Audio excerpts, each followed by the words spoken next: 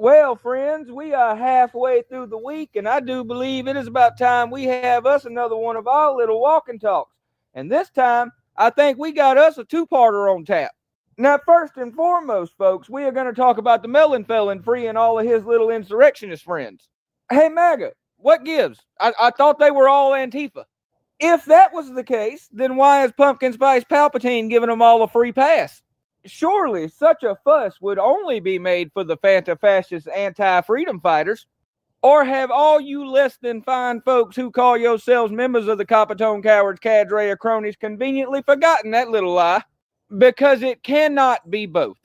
So answer this question. Was it Antifa acting up at your little patriotic protest, or did Mango Mussolini try to turn you into martyrs and now he's making up for it? And at what point did you people stop back in the blue and start celebrating those who leave them beaten and bloody? And before anyone comes at me sideways saying I am showing sympathy for the badge wearers, no, no, no, friends, I am just trying to keep our MAGA American brothers and sisters consistent. Because no matter which way you want to spin this, some of the Bone Spur Bandits Insurrection Battalion definitely busted up some of them boys in blue. Better question, are any of y'all starting to see how he keeps you so spun up with bullshit stories that it's hard to keep them straight? You don't even make sense to yourselves. Shit, fire, and save matches. Y'all make it hard for folks like me to shame you because your stories constantly switch. Y'all don't just move goalposts, you swap out the whole damn stadium the second whatever ship of a statement you're trying to sail starts to sink. Oh, side note and secret third thing. I saw someone say in my comments yesterday that it doesn't look like I'm actually looking for a conversation and all I want to do is demean those that support Don the Con. Correct. We are way past the point of conversation. No, I am only here to call out you people for selling out our country. Okay, back on track for our second thing. And people, this part is what's most important. And this one is for all my really good folks out there. While Pumpkin Spice Palpatine is busy putting his pen upon any piece of paper that is placed in front of him, I want y'all to remember that these executive orders are really more like a wish list. While they absolutely sound scary, and some of them are deadly fucking serious, I want y'all to remember that most of the things he wants to do will not be done. Almost every incoming president puts out a laundry list of executive orders on their first day, and almost every time, every single one of them ends up drawn out in court until the next president comes along and throws them in the trash can. So unless we just don't get another president, most of them won't actually be an issue. Probably. In this world, I ain't making any promises. Anyways, that is my rant for the day. Mango Mussolini couldn't find any of them violent migrants he always talks about, so he made sure to let free a whole bunch we grew at home. If you made it this far and you enjoyed what you saw, thank you so very much. Do me a favor and hit them buttons. Maybe even consider becoming a member. If not, that is perfectly okay. You have you a wonderful day. Keep the motherfucking boots out of your motherfucking mouth, and remember that the golden rule will always remain, yeehaw, fuck the law, and I will see y'all down the line. What's going on? Hey, this is Introvert Boricua, guys. Anybody out there, you're listening, you're watching. Hey, let me get a like. Put it in the comments. Ooh, wait. This is not so impromptu.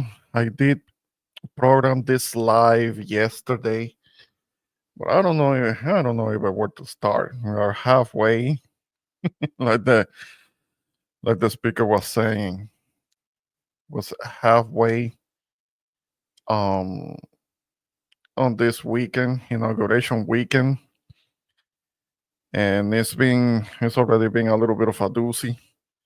Well, no, there are certain people that are being real happy about this, real happy about what's going on. But at the same time, there is already a lot of grief, a lot of pain, a lot of sadness, tears, fears that are going on right now. There is a lot of that also, and for those that maybe they're not really paying attention so much. Okay, we started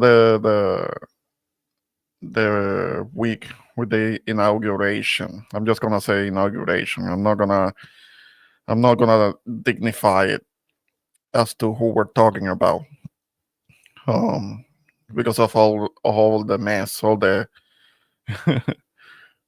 insecurities and all the fear that a lot of people are having. Um, Also, the whole thing about maybe who is the real president of the United States. I'm talking about Elon Musk. Yeah, I'm calling him a villain, and I'm gonna elaborate on why I'm saying that. Since there is this rumor that he may not have gotten into the country legally. So that's something to think about. First, I wanna give a shout out to our elder Jose. What's going on, Jose? Hope everything is all right with you and on your part of the world. Uh, yeah, I'm kind of like doing this one, to maybe bent a little bit on what's going on. I know that I should be more consistent. I know that. But it's just that so much is going on that it can be a little difficult to keep up with things and trying to keep a level head with what's happening. Uh, Let me make sure. Let me make sure as to what do I have. Because I should have. Let me, all right.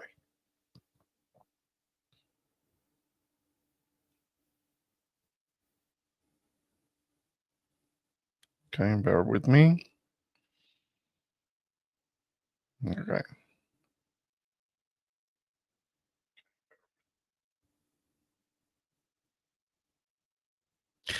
Yeah, yeah. I told you. I told you about that, Don Jose. When I first when first the results of the election were being talked about, being publicized, I told you that was one of the first things that I said. So the shit show comes back, and it is being a mess. Now, if everything holds true, if everything is holds true, I know that there are the a whole bunch of executive orders. Of course, I'm not gonna know all of them, but I can point out among the more important ones. Uh, one of them, it is being controversial, and it may not happen, and it may be just to put fear, kind of like the southerner that I just had and that I was just playing the video of. When it comes to birthright citizenship. Birthright citizenship is something that Agent Orange is trying to do away with.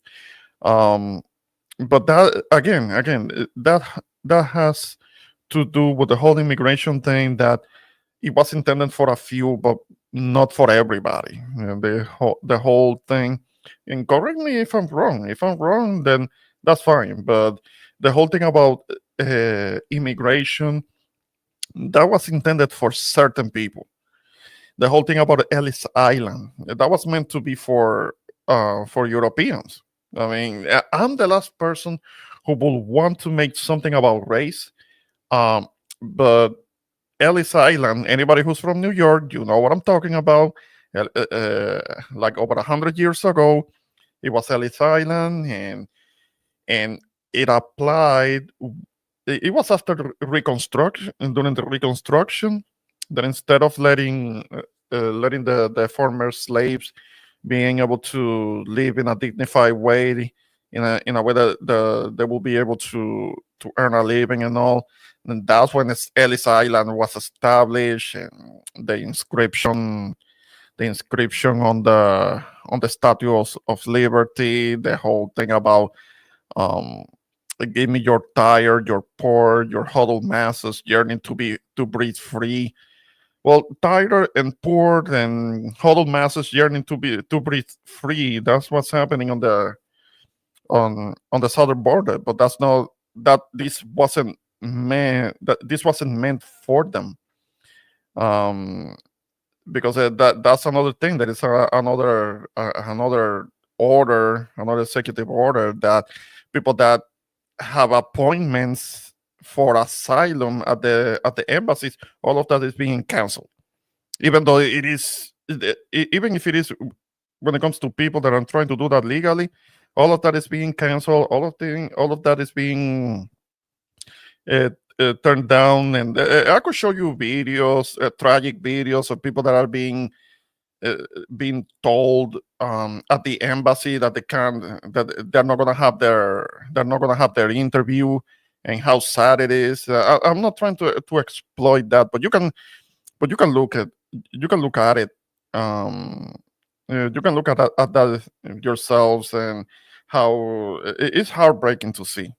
And all of that, it only applies when it comes to immigration of people that are not from Europe, because that's what it was intended. Somebody, somebody correct me if I'm wrong. Uh, okay, yes, I don't want to hear a peep from the mega ship call when they cannot buy groceries and things. The thing is that the thing that that the magas don't understand is that the president doesn't regulate the price of groceries. If we're not getting eggs, or we're not getting any cheaper eggs, part of that is because of the whole avian flu thing. As we all know, eggs come out of chickens. If the chickens are sick, then we can't touch the eggs, because we're going to catch whatever it is that they have. Um, but when it comes to groceries in general, there are other things that that regulate that. Part of that has to do with fuel. That's something that you always have to look at. The price of fuel drives the price of just about everything. If you have it more difficult to be able to have fuel and being able to transport goods around, if fuel is more expensive, everything else becomes more expensive. That's just how it goes. Um, so that will be more of a factor when it comes to availability. And since we have um, Agent Orange wanting to go to war with allies, because this is somebody who doesn't know how to be a diplomat. I mean, he thinks that this is still the 19th century, where or 1898. Jose, you know that year, 1898, when there was the Spanish-American War, and it was all done by force, and it was expansionism by force, and that's how Agent Orange is thinking like now. He's thinking of expansionism by imperialism, by doing things via force. So this is kind of like his mentality. He thinks that we are in those times. It's not that simple today. Yes, the United States will have the capability, but it will be condemned around the world. Hey, what's going on, Miss Sunkist? What's happening? Yeah, I don't know if I have seen you before here, but yeah, I'd love to have you comment on the in the chat. I'm doing this live stream early, partly because of because of our elder Jose, because he goes on, he goes live almost every day, and I have to try to do this earlier so I don't conflict. And there are other content creators that have a bigger audience, so I want to be able to get my word in. I want to be able to get it in a little bit. So yeah, you are welcome to make comments to make comments in the chat, so we can keep the conversation going. Because contrary to many folks, I'm not very good at monologuing. So yeah, do help me out. Do throw things into the chat so I can so I can um so I can talk about it, because as the screen name that I use, it is not just a name. It does describe who I am. I'm not much of a talker. Okay, I met you on Jose. Ah, yeah, yeah, yeah, yeah. I do remember the name. I do remember the name. So yeah, also the same thing with Jose. The same thing with you, Sunkist. I mean, if you have been observing, you have been watching what has been going on, and what's on your mind? Let's read about it. Yeah, yeah. So it another thing. Oh, okay. We start with the whole thing about the immigration, and this is and this is even gonna be possibly gonna be affecting to some of the Cubans. And Jose, you know, I know what it is with the when it comes to Cuban folks. I mean that many of them don't understand that if they can come into the country, they can come here is because of democratic legislation. They don't know the history. They come here and then they start becoming Republicans. Maybe my theory is that they get into the country, then maybe a Republican tells them, "Oh, the Democrats are communists," and because communism is a bit of a trigger word, then boom, then you got a Republican voter. I mean, I don't think it's that simple. I don't think it's that easy. But I think that there may be some merit to the theory. And I could be wrong. I could be wrong. But that's the impression that I am getting, because if you look at the history of it, there is something called the Cuban Adjustment Act that was signed back in 1966, but that was done by democratic legislation, right? You know, the racist, the evil Democrats. Um, it was done by democratic legislation, but many of the Cubans, they get to Miami. That included the whole uh, wet feet, dry feet thing. Meaning that is, if they will venture into the Atlantic Ocean and they will get to Miami, and they were able to set foot on at the beach, they were entitled to political asylum because they were coming from a communist country. Now I understand that a few years ago the whole wet feet, dry feet thing wasn't there anymore, but there were still ways for Cubans to still come into the country via the act. But now, this is something that Joe Biden did fail, because he wanted to he changed the status, the perceived status on Cuba, and because it was listed as a terrorist state. I don't think that Cuba is a terrorist state. It is a communist state, but I don't think it is a terrorist state. There may have been spies for the Cuban government. That has happened. Spies that they give information back to the Castro regime, but terrorism per se, I don't know. There may have been more acts of terrorism coming from nationalist Puerto Ricans. That is a fact. That's a fact. The whole thing with the macheteros. Um, but this is something that Joe Biden failed, which was that changing the classification for Cuba, taking off of the classification of it being a terrorist state. And he did that very late, too late. And what did Trump do when he got into office? He reverted that. And now, once again, Cuba is classified as a terrorist state. Yeah.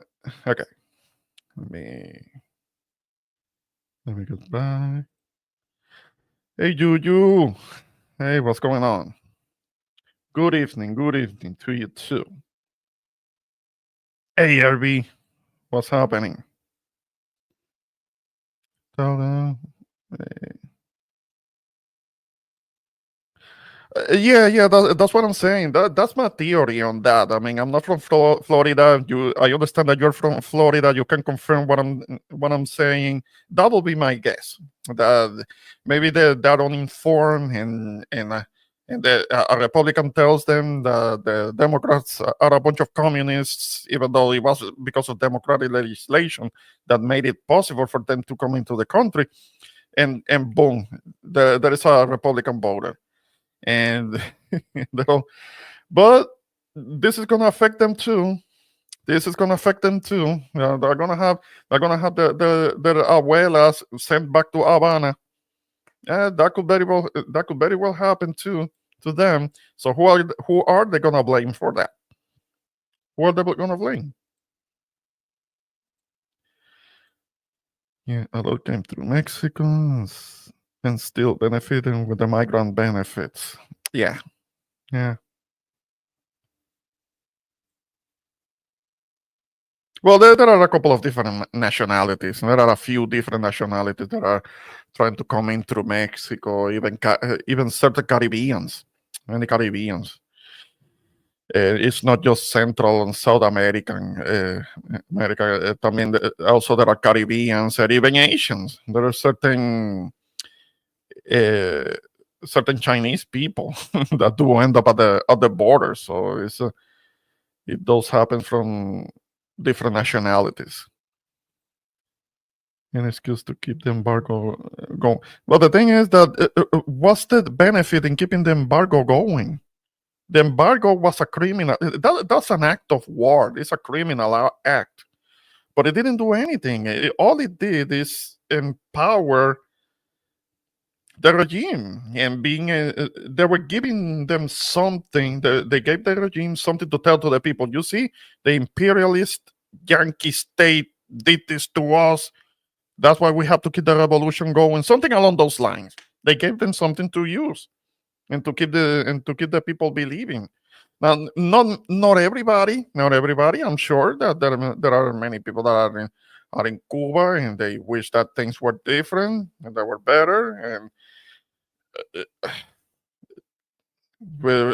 we know all the isolation, how destructive it has been to the island, how it is so much in disrepair.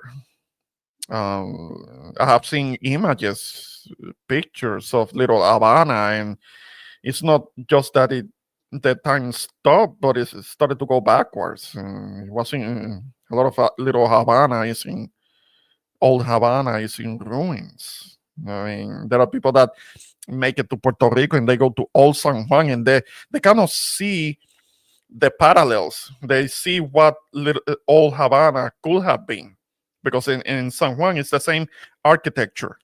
Old San Juan is the same architecture as old Havana. The difference is that in Puerto Rico, at least it is maintained and things better. They want to make they do repairs and they keep up the buildings, the old buildings. They want to make Cuba a Puerto Rico.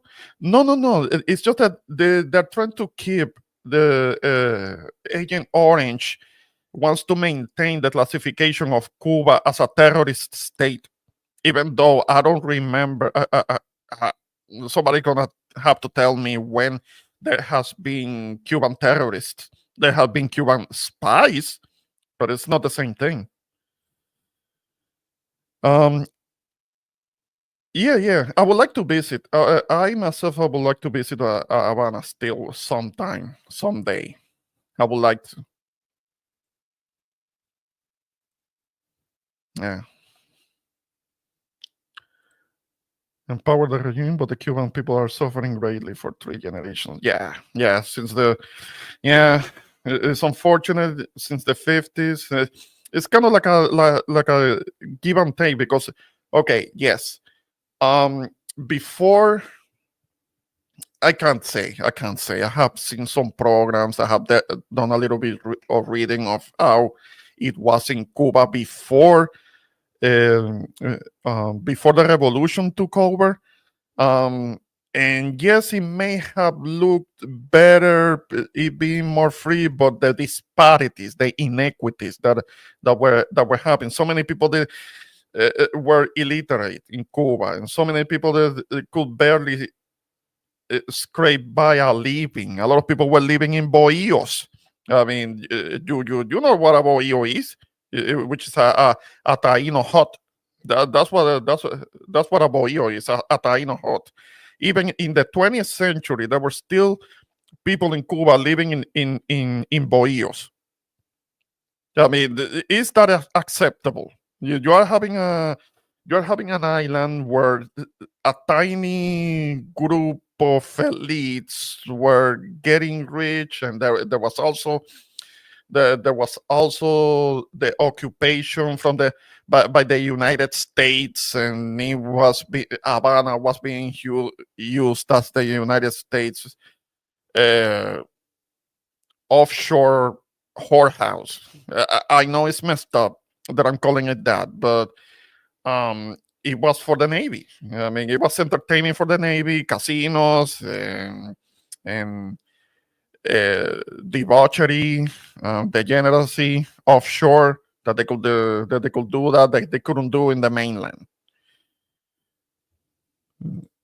Okay, that was the intention since the Spanish-American War. They used once all three of the Greater Antillas. Hey, Fulana, what's going on? Yeah, maybe you guys can correct me if I'm getting anything wrong. Feel free to comment if I'm getting something wrong as to what I'm saying. Yeah. The poor were poor, and yeah, the poor were like very poor, and the rich were very rich, and there were, of course, a tiny minority, a tiny little group, which is something that happens a lot in other places around the world. But before the revolution, there was a lot of analphabetism, a lot of illiteracy, and the United States had a lot of control, particularly of Havana. And you know about Fulgencio Batista. He was a puppet of of Washington, and there will the United States will create at least one country club. That the president, Fulgencio Batista, couldn't enter the country club. Country clubs, there is a reason for the country clubs. It's some place where a few people can enter that, and they can expel, and they can prohibit somebody else. They can discriminate. Because they don't, if they don't allow somebody to have a membership to the country club, then they can discriminate against them. That's the purpose of the country club. And they had a country club in Cuba, the United States, and not even the president could enter. Yeah, that's in the U.S. as well. Yeah. Okay. No, you're doing well. I've been to Cuba a few times. It is beautiful despite all the reconstruction need. Yeah. Needed is the other areas that I've seen outside of Havana that are built perfect. Oh, really? When it comes to infrastructure, the things are built better, like in the countryside, outside of the cities. Is that how it is? That's interesting. Never heard of that. Only know what I have been told growing up and what I've read on videos. Fulana has actually been to Cuba and can provide a little more insight. Yeah. Feel free to add to it. They focus more on government buildings. Cuba was Las Vegas before Las Vegas. Yeah. I understand that they had all of the casinos and all of the entertainments before the mob established Las Vegas in Nevada, because that wasn't allowed anywhere, but they allowed it in Cuba because it was under U.S. control. They have a lot of new clubs in Cuba right now. Okay, but mom run Cuba back under Batista. Yeah. There was a mob element too. That's what the movie Godfather 2 is about. It talks about that when Michael Corleone is doing a deal in Havana. uh, because there was a mob presence in Havana, but to a degree there was also the U.S.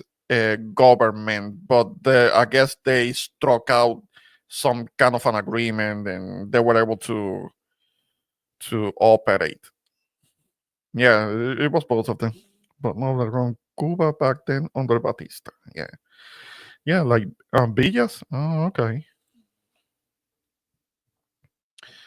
Fulana, Fulana being everywhere. All right. Hey, Denise, what's happening? What's going on? How you feeling?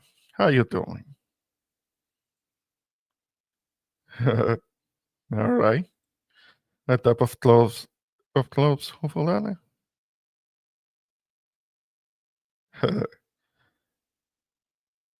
Yeah, okay. No, but that's the thing. You can, if you can travel, you have the opportunity. Try to take advantage of that, because if you don't do it, then later on, when you are older, you might regret it. I mean, and that's something that I tell other people that haven't had the opportunity to travel. If they have the chance, they have the opportunity, take the opportunity, because it's an experience. It's an experience that you take with you, that you keep it with you, and it's not something that you can talk to other people and tell others of that experience. Okay. Yeah. Ah. Oh, yeah, yeah. Well, before somebody gets offended, when it comes to the thumbnail, there is a reason why why I'm using that, because you see that it's a flag that is upside down. It's just a signal for distress, because there is distress, there is BS, a lot of kind of like uneasiness going on, a lot of confusion. There is a stress for people. Yeah. I'm feeling good enough to try to explain to the MAGA call that Elon did in fact annex his handside. Yeah, the MAGAs maybe deep down they know it, but they're gonna be in denial, because that's part of being who they are when it comes to they may have you presenting the proof evidence right in front of their faces, and they're still gonna be in denial, because that's that's part of what that is. I mean, it can be infuriating, it can be frustrating, but you just present it to them. No, no, no, you're not gonna tell me otherwise. You're not gonna gaslight me. This is I'm showing you. I'm showing you. And yeah, yeah, there are MAGAs that are arguing, that are trying really hard to argue against it, and they start bringing up pictures of somebody like Elizabeth Warren with her arm up, saying that she was doing the same thing, and no, she wasn't doing the same thing. She was waving. It's not the same thing. Certain people denying what Elon did, and it was obvious. Yeah, yeah. Because they deflect. Some of them were deflecting hard. Yeah, they put up a picture of Obama with his arm up. Yeah, he had his arm up, but he was waving. It's not the same thing. It wasn't the same thing. Herb, you great trolling. Try that at work tomorrow and tell them you were trolling.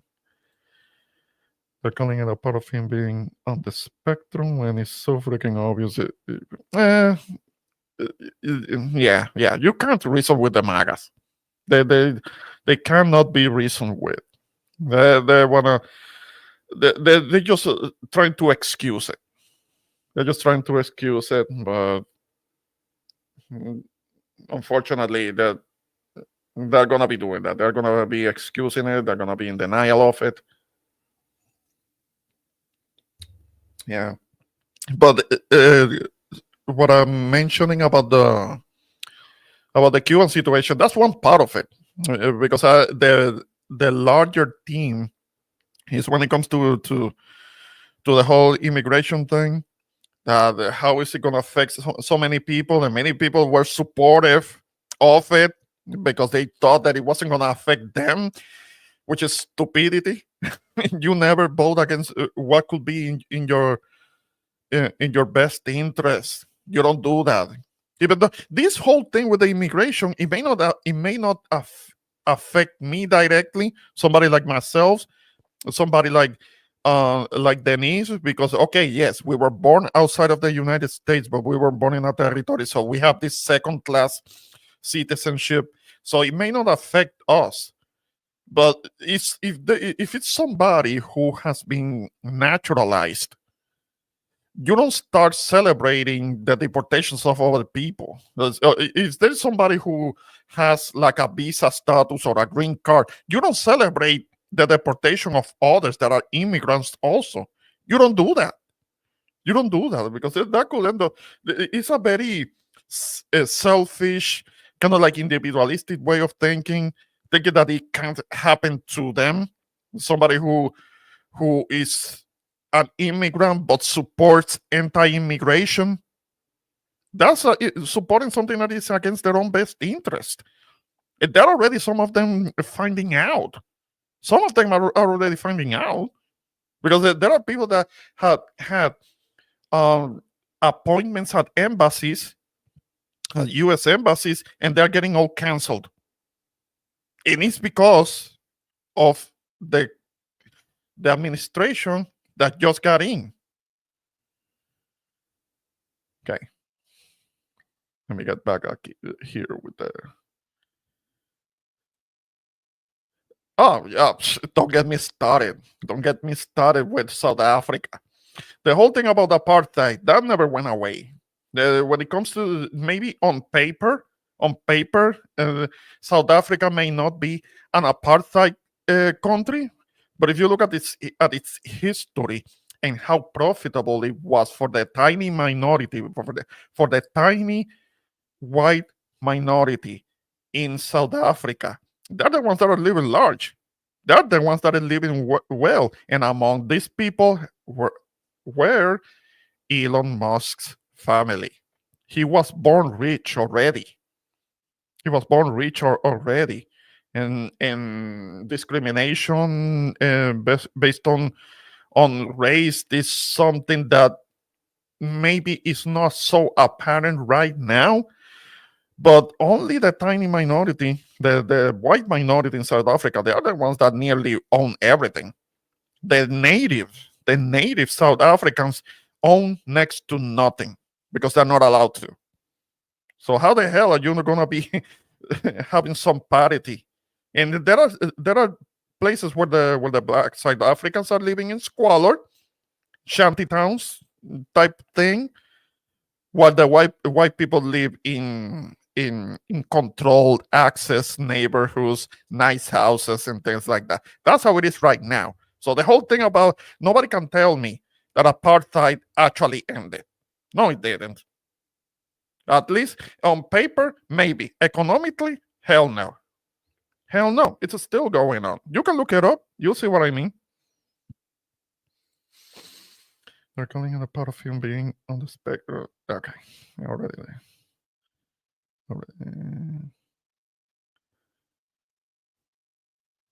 Yes. Certainly. Then again, we're gonna. There has a lot of issues too, just like the left. I'm not saying that that the left doesn't have issues. One of them being that they don't have a spine. Maybe because the left could have information and maybe some facts, but they don't have the balls to defend it. They don't have the balls to stand their ground on things. They get scared. They capitulate too easily to bullying. To be honest, I'm all for mass deportation. For mass deportation. Okay. Maybe you are for that because it wouldn't affect you directly. Definitely for those people not having documents when I believe they're being sent home.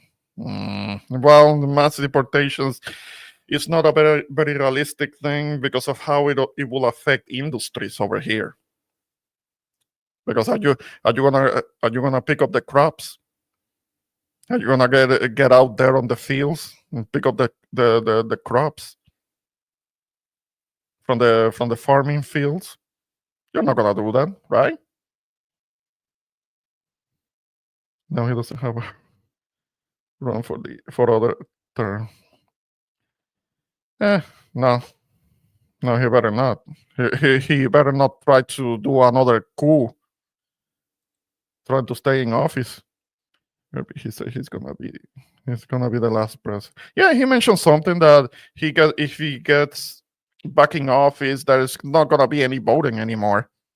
Now that's a complete affront to the Constitution. Voting is a central part of the Constitution. He was talking about that there wasn't gonna be any voting. He was telling that to a group of I think evangelicals in Florida that he was meeting with, and it's on video. It's on video. You can look it up. He's telling them that if he get in office, there won't be any more voting. They won't have to vote anymore, as if it was some kind of a nuisance. But he knew the children was going to cut that off on the 20th, so he should have shut it down. The 19th, and told folks that only had till the 19th to come. Watching change that is always like that. Minority rules always. Yeah.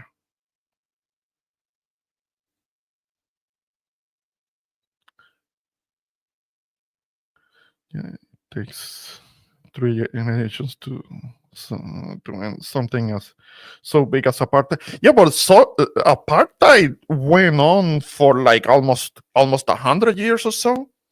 I don't know the details. I don't know the particulars, but it went. Okay. You could say that that's 3 generations, but yeah, I don't think it has ended. I don't think apartheid. I don't know. Economically speaking, I don't think it has ended.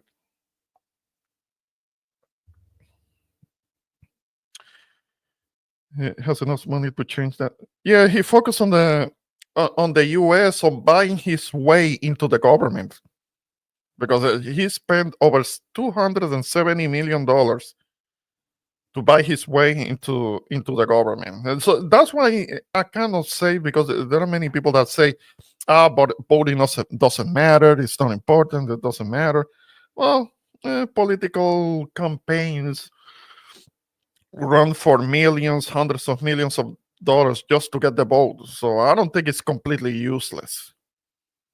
I don't think that they're spending all those hundreds of millions, if not $1 billion, to get people's vote if voting doesn't matter. No, I find that hard to believe. Minority being whites are the minority in the world, and they rule. Yeah. Do you all believe Elon Musk is shadow president? Yeah, I believe so. Yeah, I believe so. Maybe that's how it is for the moment, until Agent Orange gets tired of him. Let's remember, he already kicked out Vivek Ramaswamy. He's already out. He's already been kicked to the curb. This is a fact. You can look it up. Vivek Ramaswamy has already been kicked to the curb. It's only been like a couple of days in the new administration. He was going to be part of the whole doggy poo-poo department, which is not, it's not a real thing. The Department of Government Efficiency. They tried to give a pronunciation to the acronym, trying to call it dojo or something like that. No, doggy poo-poo. That's what I call it, because it's not a real word, and it's not a real department. It's not a real agency. It's not real at all. It's not a real thing. So I don't owe it a pronunciation. He's the Antichrist, and I'm serious about it. Well, that's how they're behaving. So,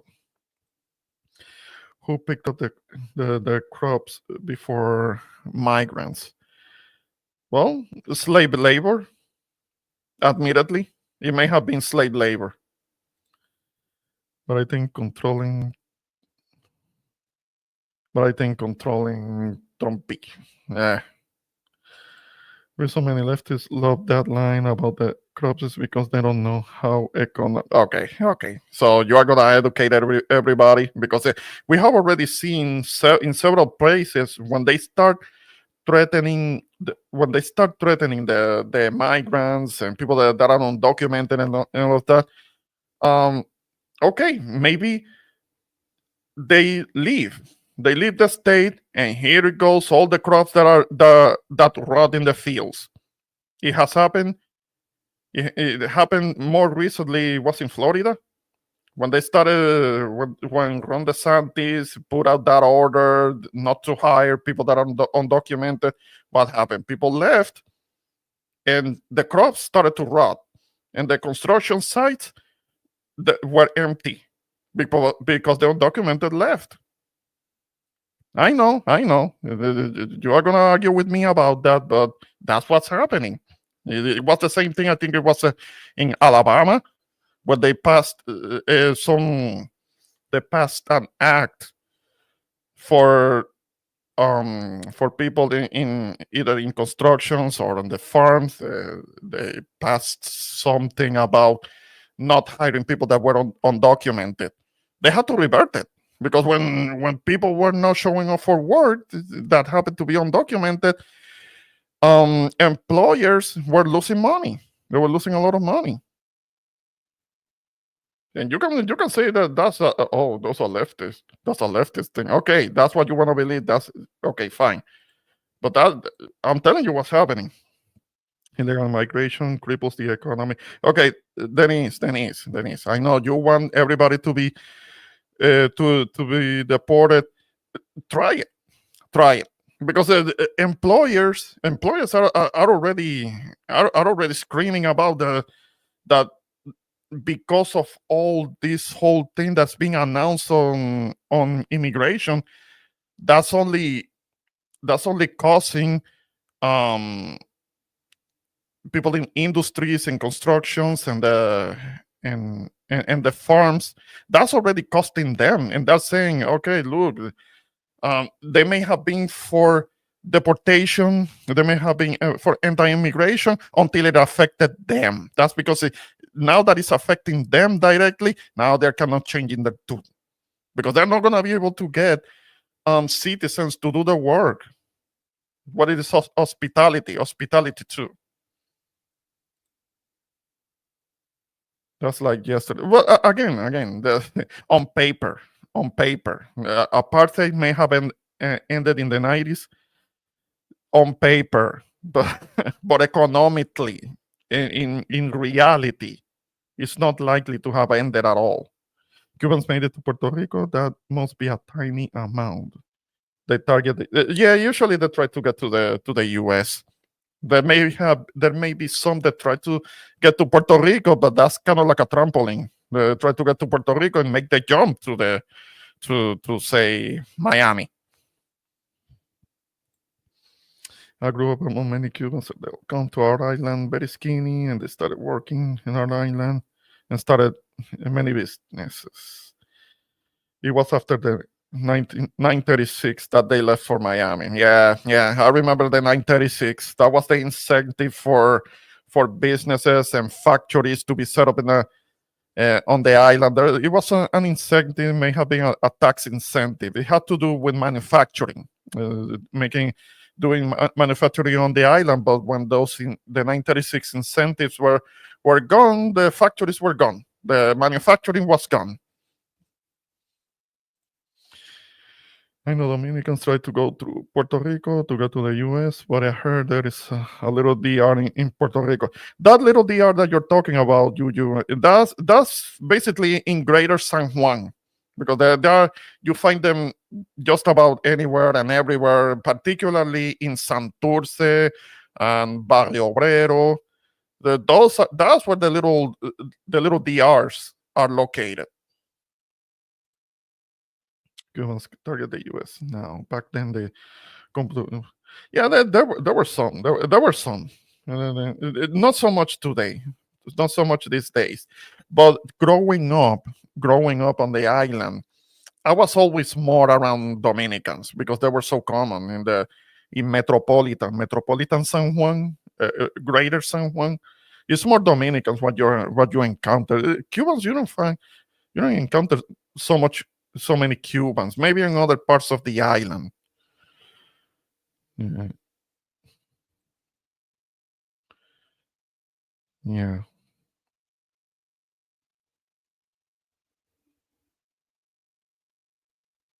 Yeah, all of these places that you're talking about is kind of like the Greater San Juan that encompasses several smaller towns.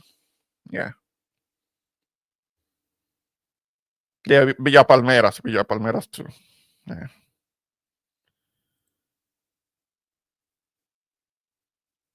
yeah, yeah. But you were saying about Dominicans go to Puerto Rico. That's a lot. That's a lot because you can find videos of all the yolas, what they call the yolas, which are the boats that they are trying to get to Puerto Rico from the DR, and but it's a difficult trail many times because the boats are so overcrowded. It's been tragic. There has been tragedies, and of sometimes it capsizes, and many people don't make it.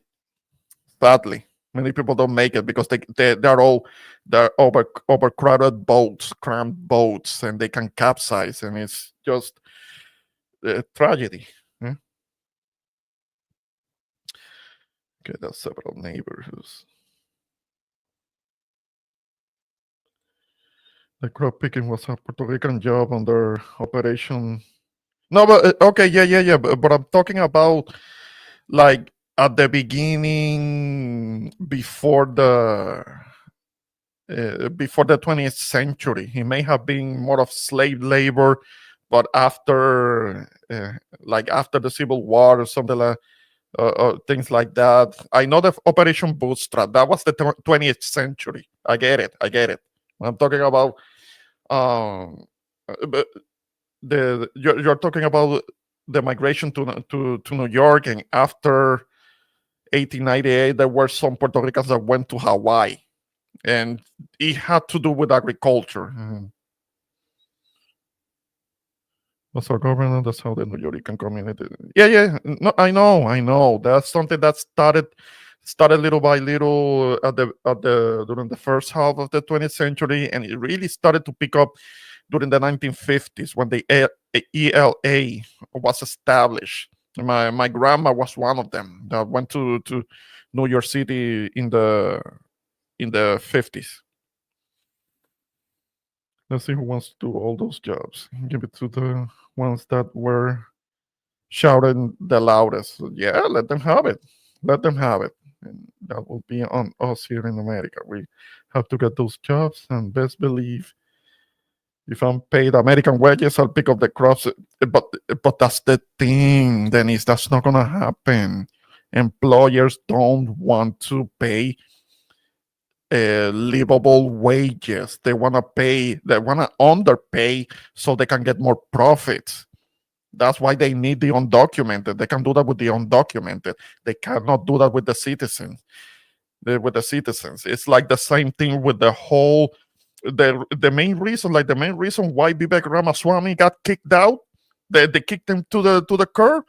What is it? He got a little bit too comfortable and got a little bit too direct, telling the MAGAs, telling people in the United States that the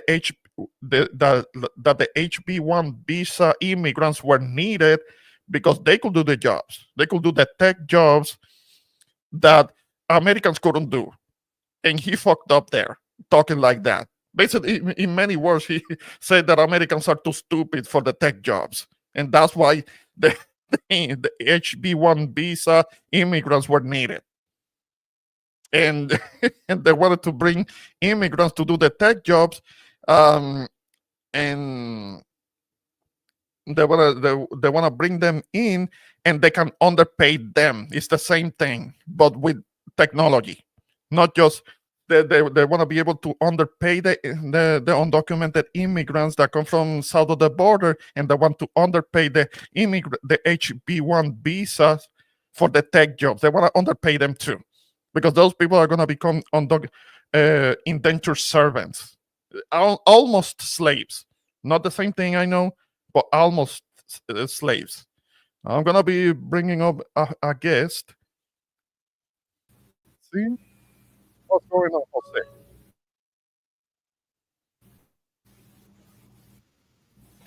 I can't hear you, Jose. You there?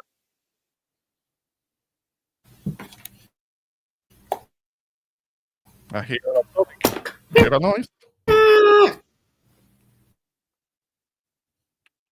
Can't hear you. What was that?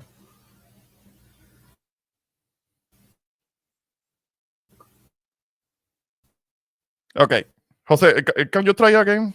I'm gonna. Yeah, can you click out then click back in? Well, right now, so 30 here, and the minimum wage is yeah. Keeping it at 7.25, the minimum wage. That's fucking criminal. I mean, it's been like that for like 20 years or so. Inflation can't get any worse. I mean, picking crops at $20, but you, what in California, aren't they offering that much? Aren't they offering around the $20 mark for picking up crops in California? Are they doing that already, and they still can't get people to do it?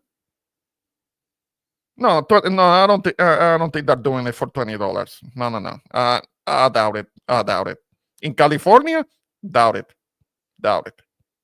I will have to look it up. But I remember hearing something about that they were offering something like $18 at one time, and they still couldn't get enough people to do it. So they had to underpay immigrants.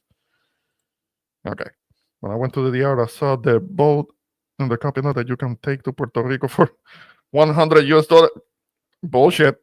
What? When I went to the DR, I saw the boat in the capital that you can take to PR for 100 US dollar. That must have been a scam. Not for $100. Nobody's gonna take you. That may have been a scam. Doubt it. Doubt it. Doubt it. Okay, America is giving tough love now, and a lot of people are not gonna like it because it's tied to people's livelihood, and that is so sad to watch. But we honestly are sinking. Okay, bootstraps was in the 1950s to 3 decades to be given to illegals for cheaper pay. Okay, yes. You say that they don't want to pay livable wages because there is not any regulation. We have to prioritize the American worker, and the only way is to send cheap labor back home. But they're not gonna do it. They're not gonna do it. Biggest in what? Biggest in who? Okay. How else do you suggest we force the hand of employers to hire American labor? I'm genuinely curious.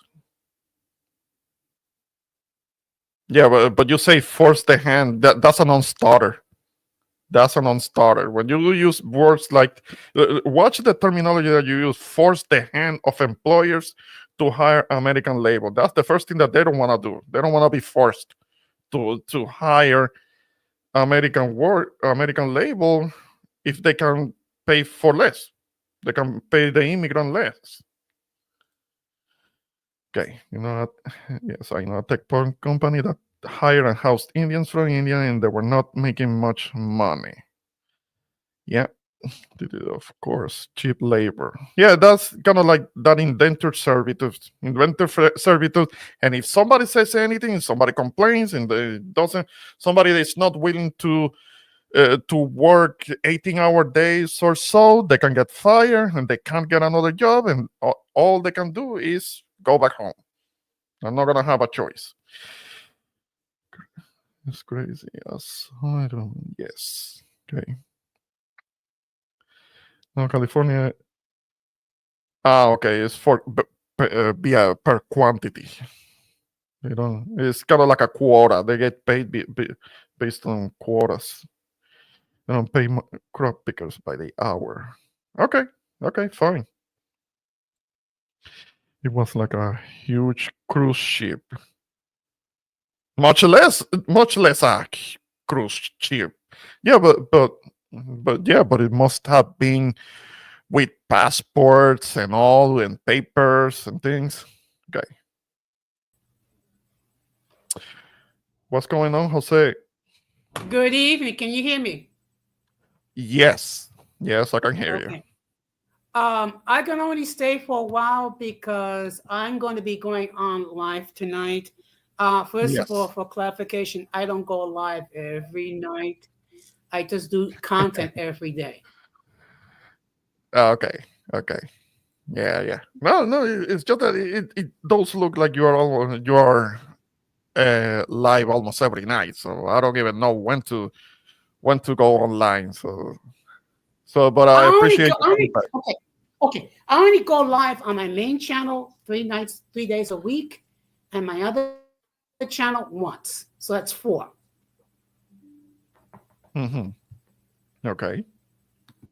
But talking about the topic regarding the crap show, I mean, look, it's going to be a rough time on the next 4 years, and I don't want to hear a peep from the mega sheep cult when their grocery bills go up, when they can't afford housing, where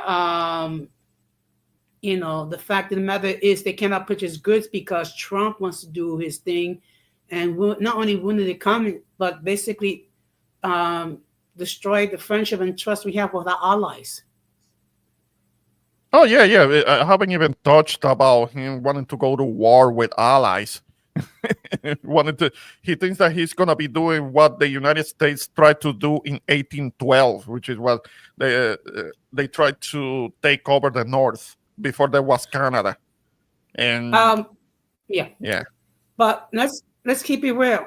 In 1812, the United States was in nowhere anywhere near the strong the country was, and they yeah, actually tried to invade Canada. Then it didn't work out so well. yeah. Yeah, I know, I know. Now, did you see the video clip from the National Day of a Prayer, where an Episcopal bishop basically upset at Trump by simply saying, "Please be merciful to the undocumented. Please be merciful to marginalized people." Yeah, and he got all triggered about it, talking about the look. Listen to the audacity. He's talking about bringing politics into a church service and things like that.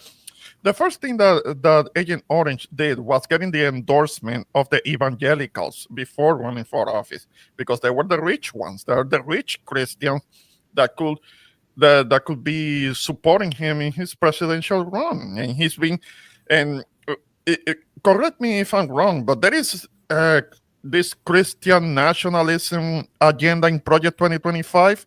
There was that talk about wanted to bring religion back into the schools.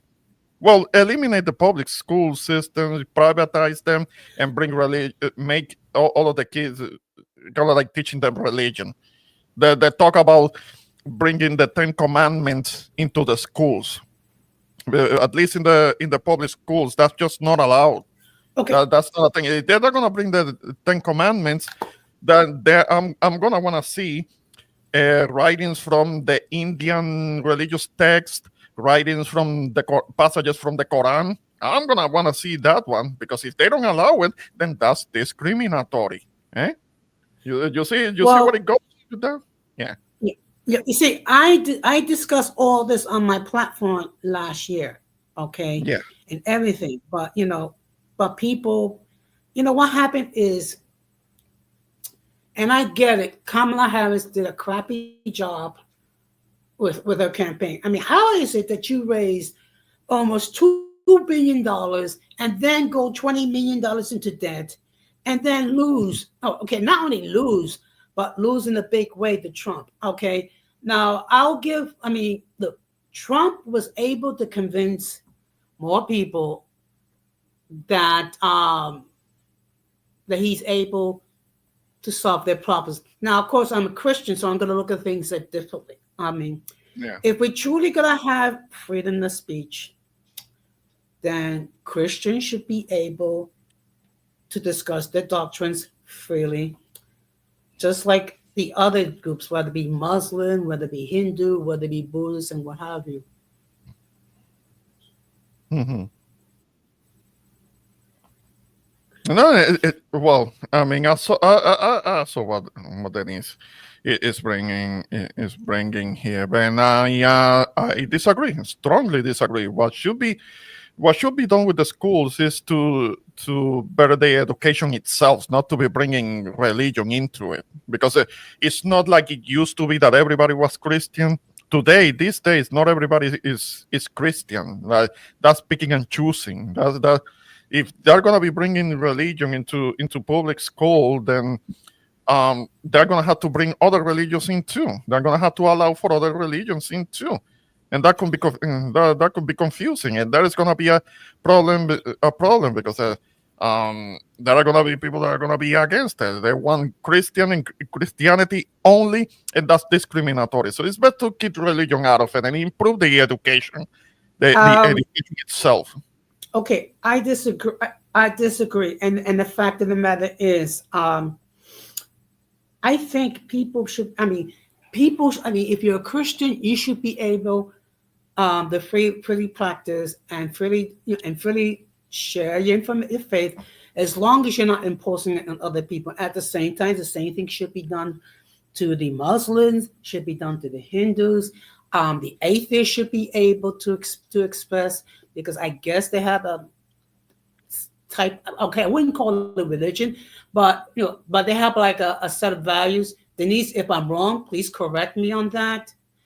But I don't think it'll be confusing. I think what will happen is people will become more educated and more enlightened, and accept people who share different doctrines.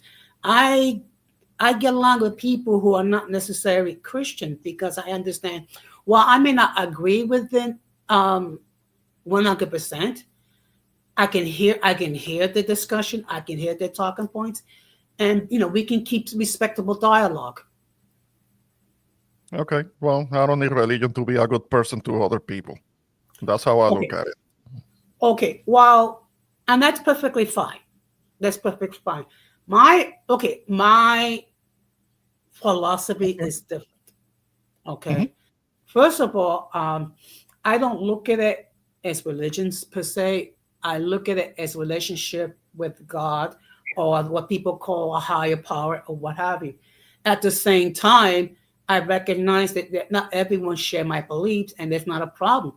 We can discuss, our differences and be mutually respectable.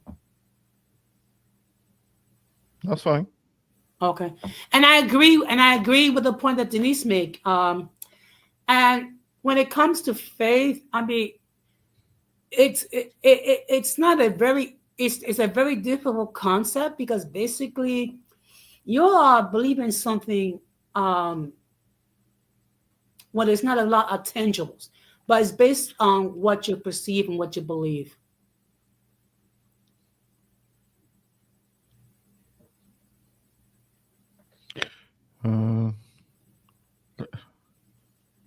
I still start saying this. Good evening, Irby. Well, Irby, check your microphone. I think you are muted. So we can... Okay, I hear you. Uh-huh. What's going on? Yeah, to come about religion should not be in public schools. No religion at all. If you want religion in schools, send them to Catholic schools or any other religious schools. There's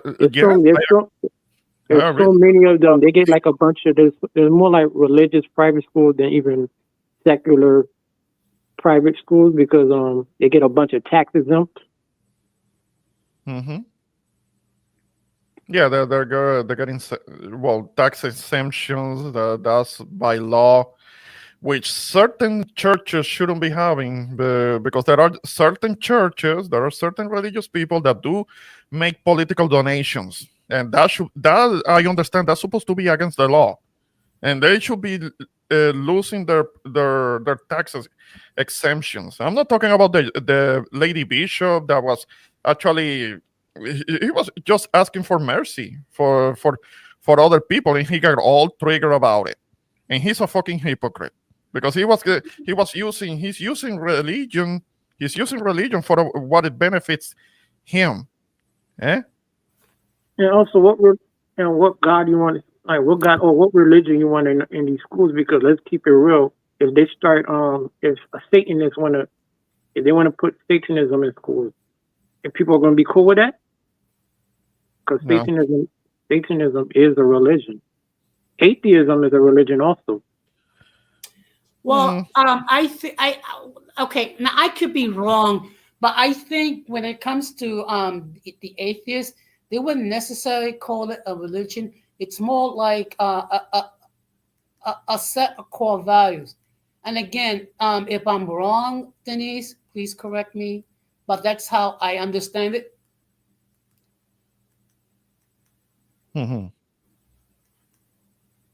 I don't know. Is any atheist in the chat? Well, I mean, atheism is supposed to be the absence of theism, which means that you are not believing in a religion. I mean, I don't know how atheism can be a religion when it's supposed to be the absence of it. Mm-hmm. That's why I would classify, and again, I could be wrong. It's more like a set. It's more like a set of core values.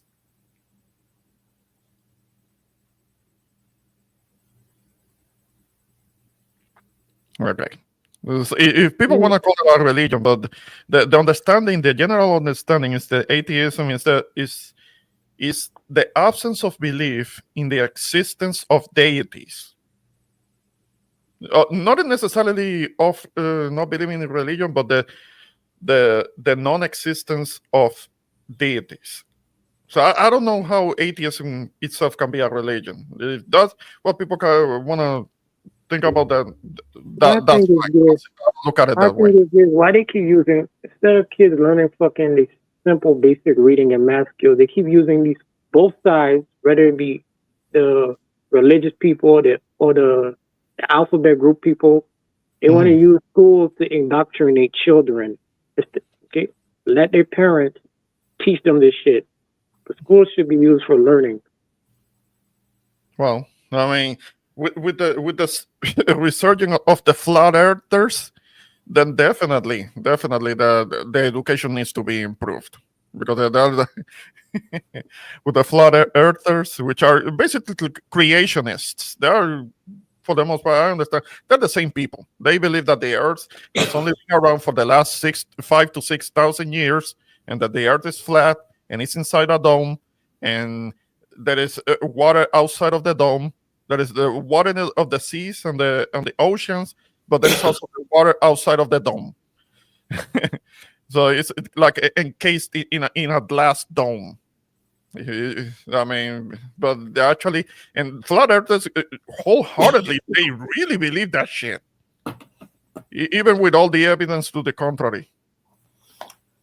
Well, first of all, I think one thing we have to understand as the only known Christian. I mean, I don't know what Irby's religious affiliation. I'm agnostic. Okay. But as the only practicing Christian on the panel, one thing we have to understand that Christianity, those of us that embrace Christianity, it's not a monolith. We all have different points of view. We have different philosophies. But what unites us is the belief that core Christian values. And again, I don't think it's anything wrong with allowing religious values in the school, as long as it's kept on, with the understanding that it's a free interchange of information, and you cannot disregard another person just because they have a different faith system. Hmm. No, and I could never do that. But when it comes to if learning about religion is so important, then go to seminar. And there are whole universities that are dedicated specifically to learning about religion. Go to seminar, get a bachelor's of masters in divinity, I think it is called. So there are schools that are dedicated to that if that is so important to them. But to try to push religion on all of the kids at school, that I'm never gonna agree with it. I mean, Okay, so because I get but sharing in a non-forceful way is not pushing, there and is it's no not. such thing as non-forceful. When it comes to religion, you have to be a little bit forceful. That's kind of like Um, what gives me outside I of the agree. Okay, church, because they get okay, kind of pushed. I have dealt okay, with that many times. Ramon. I've been a born again Christian for almost 36 years. Okay. Okay, and I don't force people to believe what I believe. I share what I believe, but only to the extent that they allow me to discuss it. If they don't want to hear it, I don't discuss it. Okay. Jose, who's going to be sharing this? The teachers, the authority, any other authority figures? Who's going to be sharing it? Actually, okay. Realistically, it should be the students. I don't think the teachers should. I'm not attacking anybody. I'm just being a little bit direct. Come on, I'm not attacking anybody. I love y'all. But I'm just being a little bit okay, direct. but in all fairness, I agree with what a lot what Denise said. And again, I have never forced anyone to accept the doctrine that I hold. I share, and I personalize it. Those who don't want to hear it, I don't discuss it. Yeah. Okay. All my life. I know what that. That's fine. All my life. I've had to fight something like that. 36 years, that's basically an adult life. Yeah. All right. Hey, Blue Moon. What's happening? Okay, let me just address the point. There are some quote unquote religious people are very judgmental, and that's because they have what I call the spirit of the Pharisee, which they condemn anyone that does not think like them. Are there Christians that do that? Yes. Are there other Christians that don't? They don't. I don't personally. All right. Good evening, Blood Moon. 36 years. You've according to Dennis, you've had a whole middle age as a Christian. Well, let's keep it real. According to Denise, I already have 1 foot in the grave, so that's good. Nah, you're gonna live a long time more. You're only in your 60s. You have a few years. I mean, hopefully during this year I get to see my aunt again. My aunt is 75, and she's still good. She doesn't have, of course, she's older, but she doesn't have like a real health issues. My issue is this: Jose, you don't care if people start sharing things. So what if other religious groups start clashing in the schools, or Jehovah Witnesses start clashing with the Christians, and the Christians and the Jehovah start clashing with the Muslims? You don't think that's going to cause a little problem in the schools where it shouldn't have been wanted in the first place? Okay, there's going to be. I'm not going to say there's not going to be any problems. I'm not saying it's going to be everything sunshine and roses. But I mean, one thing: if I ever had children, in my case, I don't think I can now because I'm too old. But if I had children, yes, they would be brought up as Christians, but yet at the same time, they will be taught that there are other people that share different viewpoints, and there's some people that don't have any religious affiliation whatsoever, and they be treated with respect. Well, I mean, I'm gonna say something that you're not gonna like, Jose. But if the proof in history, there is proof in history that religion has been used as justification to do crimes against other groups of people. There is the proof in history. It's called colonization of other parts of the world, the African continent, the Americas. The main justification was Jesus Christ. So I can't. It's a nice notion to say that that religion, Jesus Christ, is gonna make somebody good. That's not the proof in history. Jesus Christ has been used to justify a lot of disasters, a lot of genocide, a lot of colonization. Because anybody that doesn't believe in Jesus Christ is a savage. It's that mentality thing, and it happened for a long time.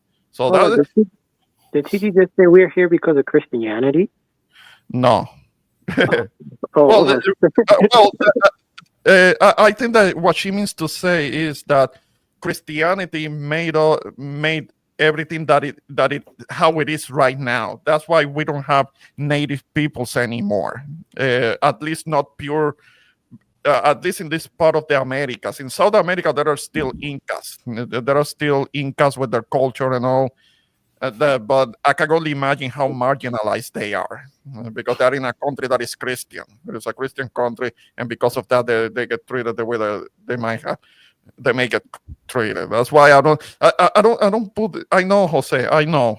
You might be getting offended by what I'm saying, but when it comes to religion, if you look at the history of how religion has been used to benefit a certain group only, to the detriment of other religion of other groups of people, it makes it hard for me to believe in it. Okay, so I'm gonna put you in the spot for a moment, Ramon. Okay. How would you classify me as a Christian? I'm not looking at you as a Christian first. Maybe that's how you want to be seen, as a Christian first. I look at you as Jose. I like Jose. Jose, I think, is a good person. But like I said before, I don't need religion to be a good person to other people. I still try to be the best person that I can to other people. Maybe you think I'm a heathen because I don't believe in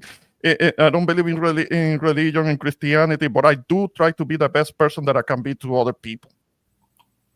And I think that you are a good person. Now, you think that it's because of your faith that makes you a good person? Okay, fine. You can believe that. But I do believe that one can be a good person without religion. Okay. Denise, I'm not offended. It's just that I actually posed this question 2 years ago, and at that time it was Denise, Radical Latino, and Bro Tap on the panel as the only Christian. Okay, now I would say the reason I am who I am is based on Christianity, but as far as I'm concerned, can people be good without Christianity? Yes. Yes. I believe we can. Okay, it does that for me. It's easier when you embrace Christianity, but that's just my own personal experiences and my perspective. Denise is a good person. She's an atheist. Well, she might be reverting from that, from what she has expressed in the chat. She might be reverting from that, and that's okay. That's okay. I mean, I think, you know what? Let me not put, I think Denise is trying to be more open-minded when it comes to topics of Christianity.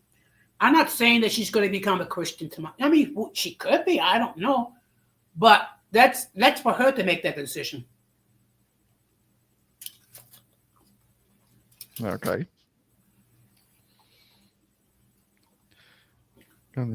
Yeah. It's something that comes from you. No, she's not anymore. All right.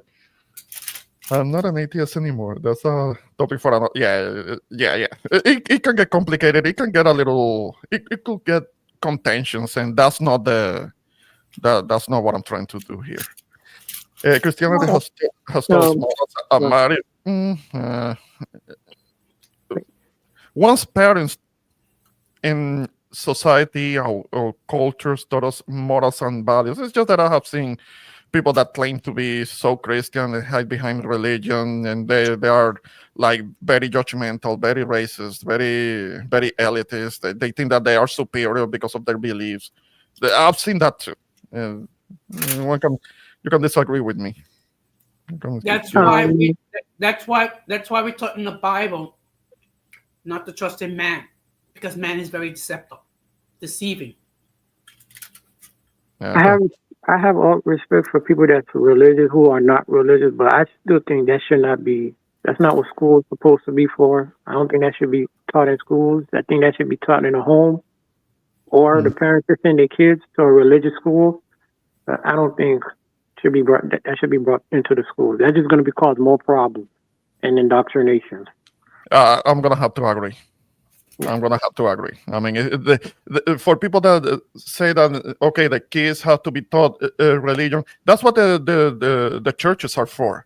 They have Sunday school. That's what it is for the kids.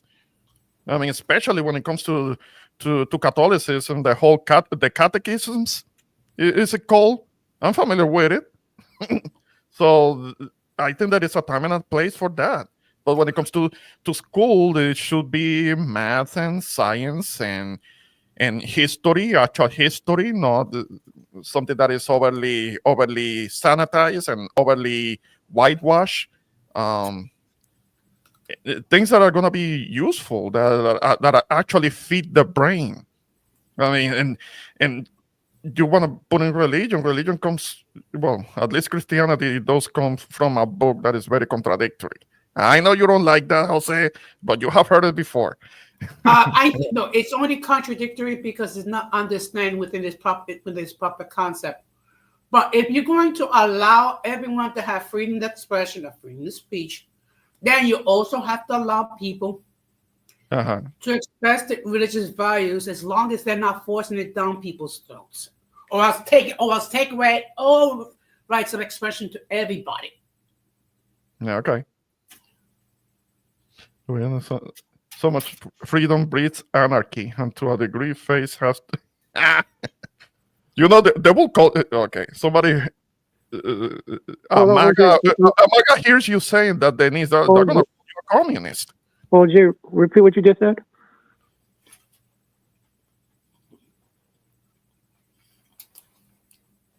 Physical no, don't replace PE. A lot of kids need PE. There are kids that do need PE, Denise. You know that. Definitely need PE. Being a Satanist or Nazi is a lot more realistic. I don't know about Satanist. I wouldn't want to do that. Yeah, 100%.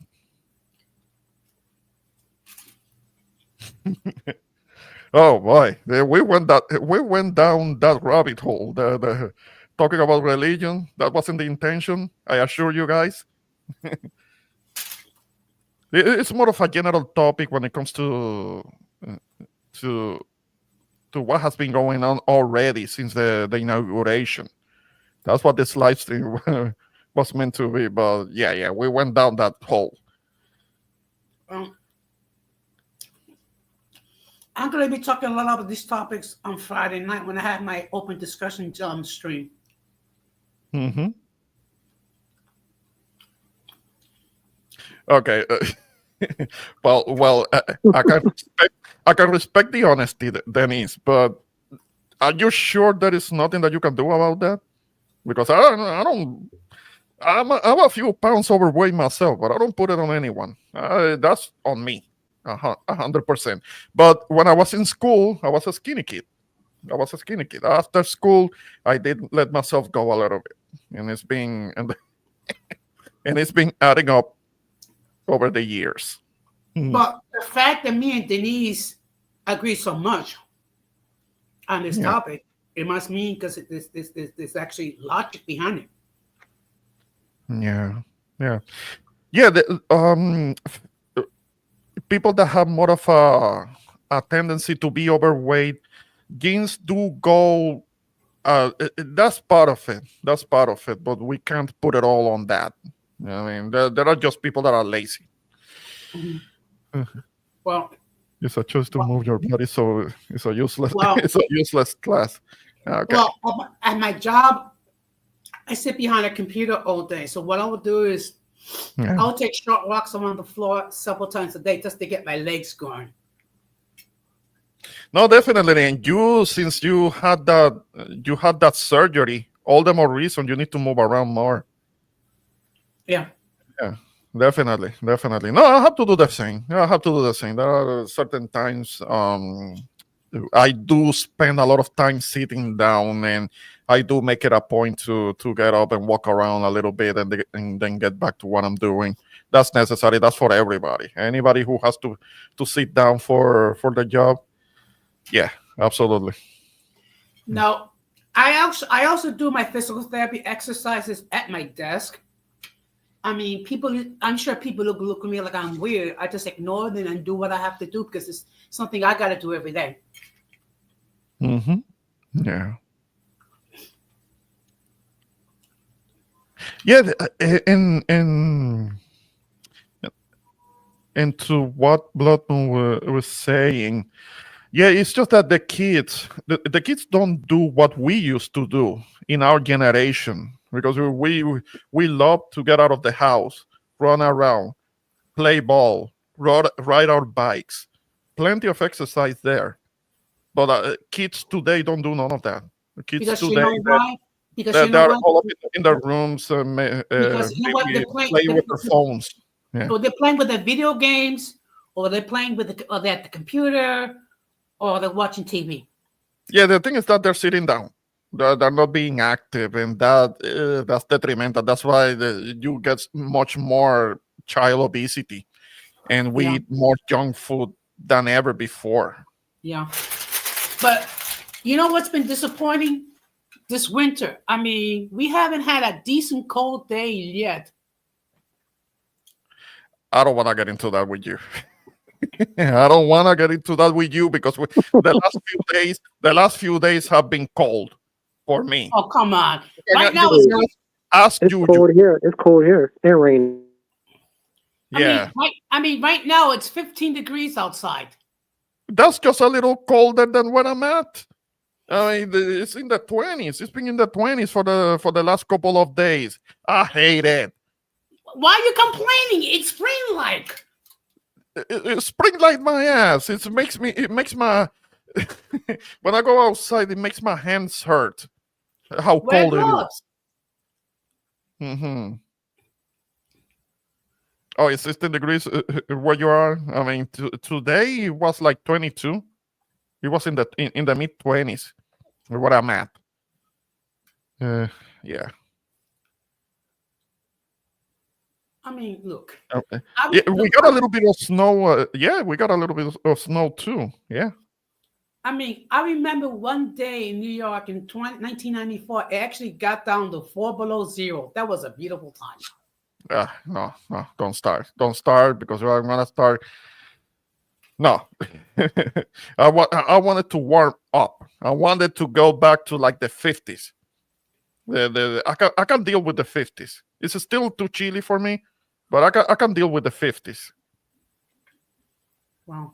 The I'm temperature hoping, can go up there. Yeah. well, I'm hoping and praying before the winter's over, we get weathers and temperatures in single digits. No. No. Oh my God, I couldn't live in anything below 40. I wish it was 40 right now. That's a big fan no for me. I wish it was 40 over here, but it's been in the 20s for the last couple of days. Hopefully, in the next couple of days, it's gonna start to warm up already because it's almost February, so it should be warming up. Well, what you But complaining yeah, about?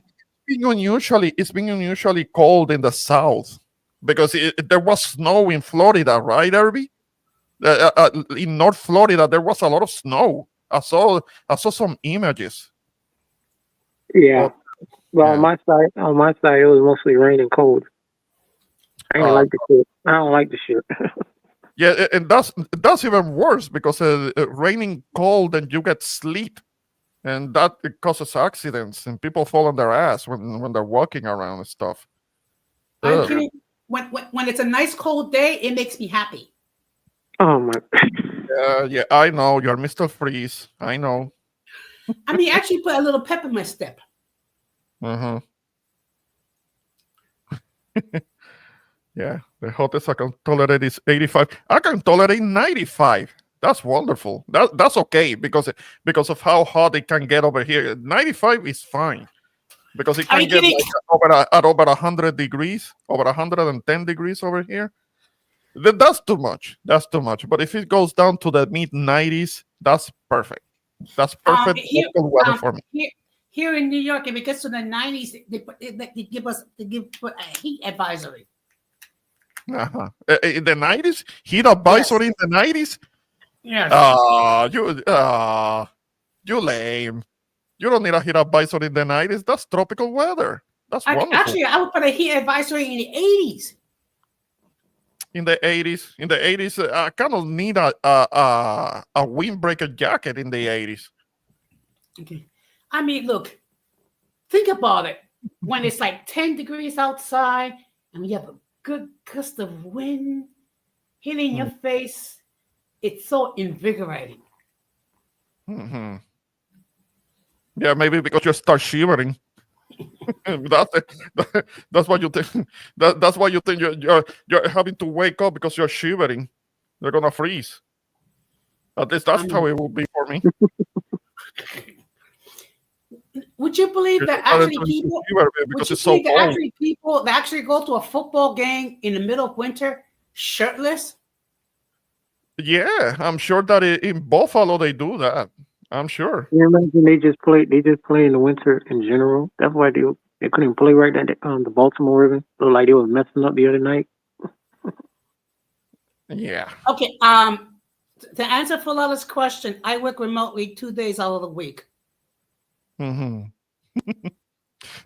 No, Blood Moon, take that up with Jose. He's the one who insists on doing that. Always talking about the weather. Yeah, Jose, leave it alone, please. Anyway, changing. Okay, but going back to the original topic. I mean, it's going to be a rough time for a lot of people. I mean, and the ones that are really going to suffer are the members of the mega cult. You know what? And the thing is that because the megas are so intelligent, for example, so many of them were voting for Agent Orange because they think that Obamacare is so bad. But a lot of these people are beneficiaries of the Affordable Care Act. We have talked about it before. You know where I'm going with this. Yeah, I know. I've talked about it before, and it's like they don't realize that it's the same thing. But that's the magas for you. But not only that, but after the election, the number of people that actually went into Google to research, can they change their vote? Yes. What are tariffs? You should have done that before you voted. Because they start looking up things after they voted. The fucking dummies. And then they start regretting it. And instead of getting themselves informed before voting, now they are up on Google going, can I take back my vote? Can I change my vote? How do I change my vote? You can't change your vote. You cast your vote, that's it. It's set.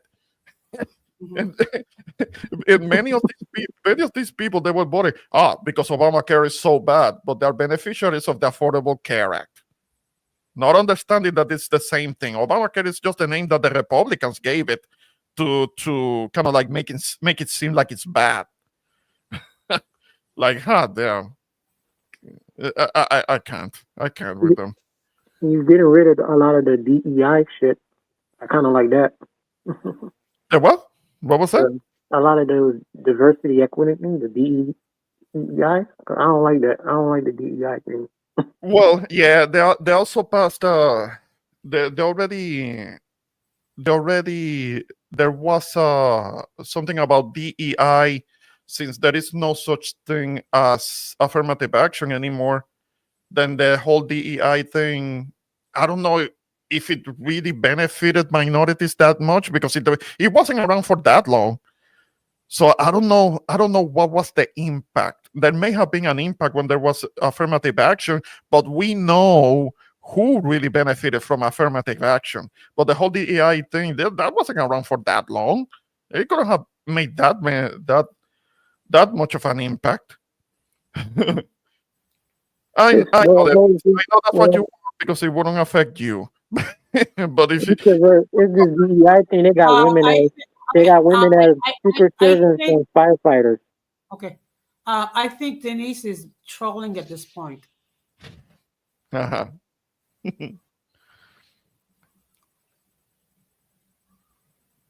DEI got women as secret service and firefighters.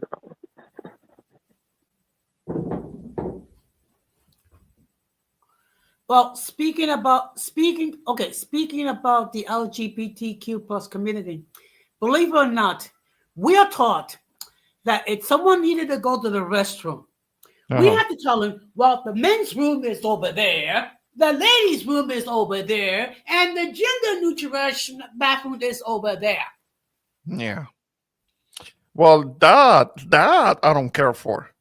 I mean, just point me in the general direction of the men's room. That's all I need.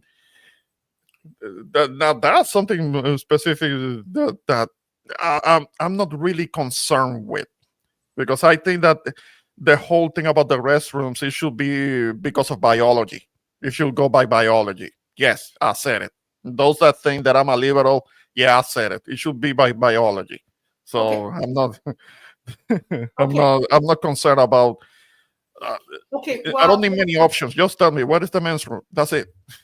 okay, Ramon, do we have to accept okay, well, there are a small minority of people Uh-huh. that were born with both genitals or what have you, for whatever What? reason. What? But that's, yeah, but you're But talking okay, about the hermaphrodites, and that's so rare. That's a rarity. That's a What? rare thing. Yeah. There is such a thing. There is there are the hermaphrodites, and that's a birth defect when you have kind of like part one gender and part the other gender. It happens. It happens, but it's rare. It's rare. okay, It's not a common thing. but for these people, they should have their own separate bathroom. Okay, but not for some dude that decides to put on a wig and they say, "Oh, I'm a female." Mm-hmm. No, because that's what I don't agree with. That's what I don't agree with. When there are certain types that is kind of like they have the behavior of a cult, that because of what they believe, then they think that they can force their beliefs on others, even though biologically they are one thing and they claim to be the other because they want to believe it, and they're so aggressive with it, and they can be big assholes about it. And that's why a lot of people don't respect them. The whole transgender thing, a lot of people don't respect them because they are being assholes about it. And some of these people are biologically guys, and they know it, but they want to push that they are a woman because they get certain woman benefits. They get certain access. They get certain privileges that they wouldn't have as a man. I don't have a lot of respect for these people. That's Yeah. another thing. Well, No, and the thing is, then is we heterosexual men, we did not push for that. We did not push for that. Okay, the so-called transgenders wanted that, but it was women that supported it. It was women that wanted it. Us heterosexual men, we have always been against that. We don't want men. We don't Obama want pushed it. biological men in your Obama restaurant. pushed it. Obama pushed it. Obama pushed it. He pushed during his administration the whole marriage, the same-sex thing, and it wasn't part of his campaign, because I remember very well that when he was campaigning, he did mention something about legal protections for same-sex couples. But when it came to marriage, he still was saying that it should be between a man and a woman. That was when he was campaigning. But a few years later, during his administration, that changed. But the thing is that I don't know how many conservative judges were on the Supreme Court at the time, because I don't think all of them were. I think it was fairly split. But on the federal level, Obama has appointed more LGBT judges than any other president on the federal bench side. Okay, the Supreme Court was the one that made it the law of the land. He may have, Obama may have pushed for it, but it was a Supreme Court decision that made it the law of the land. Mm. Yeah. Obama, he did push it. I agree with you completely, but he didn't make it law. The Supreme Court made it law. Mm-hmm. I see the 18th letter is in the chat. Good evening. Hey, I see Daniel also. And I have a link as well. Yeah. Well, what's going on? Yeah. You know that the link has open at the top of the chat. There is the link to the panel. Any of y'all can click. So before I leave, y'all think Michelle and Obama, the rumors are true? About them separating? Yeah. I don't think so. It's just that Michelle doesn't want to be around Agent Orange, and that's why we have seen a couple of times Barack by himself attending these functions, and with no Michelle. Yeah, that's true. But it's those things that she just don't want to be around Trump. He's not messing with Jennifer Aniston. Before I go, what do you think about the situation with TikTok? There was no situation. That was a bit. It was a stage fear mongering thing, trying to get people all scared that they were going to take the app away. But let's understand it. It was Agent Orange that wanted the ban. He was the one that started pushing the ban via his picks for the Federal Communications Commission. He was the one that started it. So he started it, but then he keeps the ban from happening, and he's being expected for us to give him a cookie. I'm not giving him a cookie for it. He started that problem. He shouldn't have started to push for a ban on it. So no. I'm going to be talking about it in about 20 minutes. Okay. So, look, the fact of the matter is, and you're correct, it was Donald Trump that pushed for this to have TikTok banned in the first place. So now he's trying to make it like he's the savior, and he may be backstabbing the whole thing about saving TikTok. Yeah. No, I know. I looked into it, and yes, there was kind of like something about it that Joe Biden did sign, but he wasn't the one who originally pushed it, and Biden didn't enforce the ban. The ban wasn't going to happen. That whole thing that TikTok announced that it wasn't going to be available, and we're trying to work out the situation with Trump. Remember, the CEO of TikTok was at the inauguration. That was staged to make the users to give fear to the users and make Trump look good. To make him look like a savior. He was the one who pushed for the ban. I mean, he's not getting a cookie from me. Well, I'm not really having to use it like that. It's like Ramon.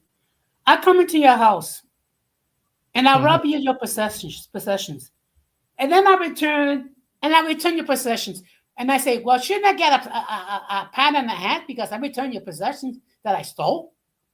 Right. You can. Somebody starts a fire at your house, but then they call 911. Should you thank them? Fuck no. No, let me ask you this. So, Fulano, that if you was in Michelle's place, you wouldn't show up. You wouldn't even show up at Jimmy Carter's funeral either. Because that was even. I would say that was foul for Michelle not to show up at Jimmy Carter's funeral. Well, I don't think they're separated. I don't think that's what it is. I don't think so either.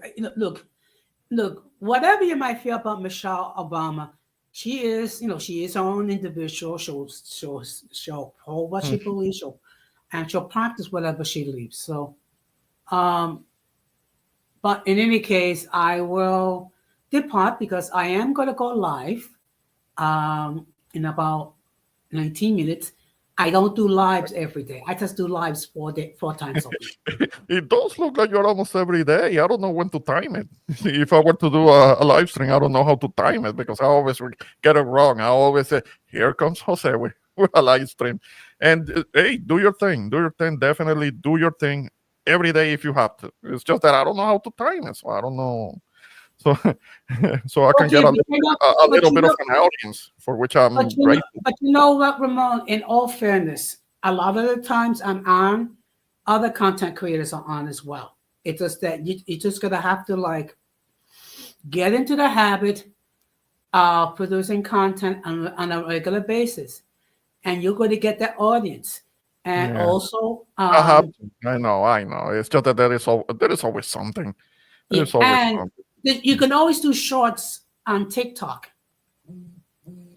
Yeah, if I can get it to work on my phone, I need a little help with that because I had to replace my phone. And for some reason, even though I know my username, I tried to get it working on my phone. I couldn't get TikTok to work on my phone. The other Okay, thing is that I uninstalled it thinking that it may be a version issue, but now there is no TikTok to download right now because it's not available. The app, I well, mean. okay, you know what? There is an app called uh, Cat Cup where you can create shorts. Okay, uploading to YouTube, right? Yeah, I think I've seen it. And not only to YouTube, but any other platform. Because that's how because in all fairness, that's how I got my subs. Yes. Okay, I got you. I got you. I'm gonna look into that. I've seen it before. CapCut. Yeah, I have to install it on my phone. I have to make sure I have it, and maybe I'll do. Yeah, Okay. I'll do something So about it. in any case, it was a real pleasure talking to you guys. Denise, whenever we can chat hotline. I know you're very busy. Irby, pleasure to talk with you. And I'm glad to see you didn't have too many technical problems this time. But just want to say to those who have not done so, please subscribe to the Intro of Boricua. I mean, he does create content and show some love and share and subscribe. All right, I appreciate it, Jose, to come on the panel. Okay, so good night, Always guys. welcome here. All right, have a good one. Okay, you too. Take care. Bye. All right. Yeah, man.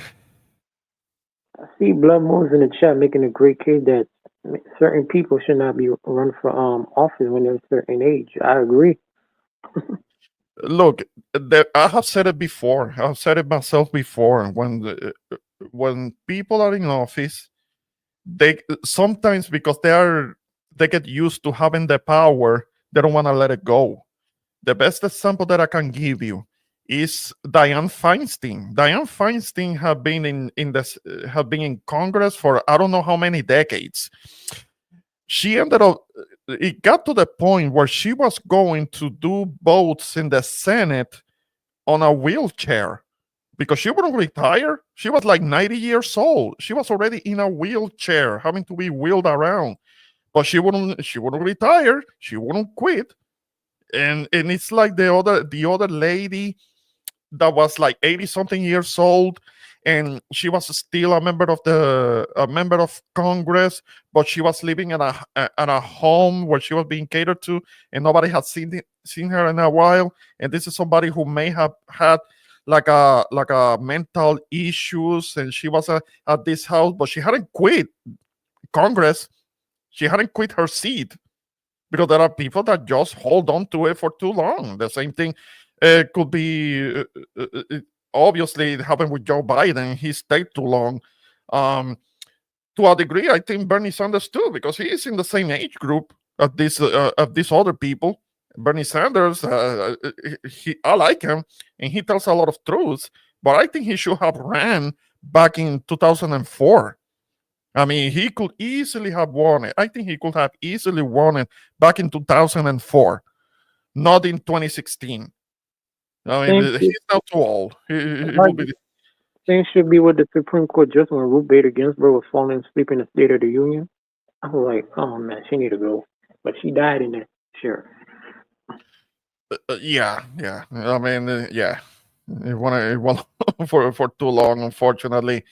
But he did run too late. I mean, somebody like Joe Biden, he should have ran for president a long time ago. Not now. Not in the last few years. But yeah, there are politicians, and it's not even about the money, because I'm sure that they have made their money. But it's the power. It becomes about the power. Having Then he it said, can be very addictive. Hmm.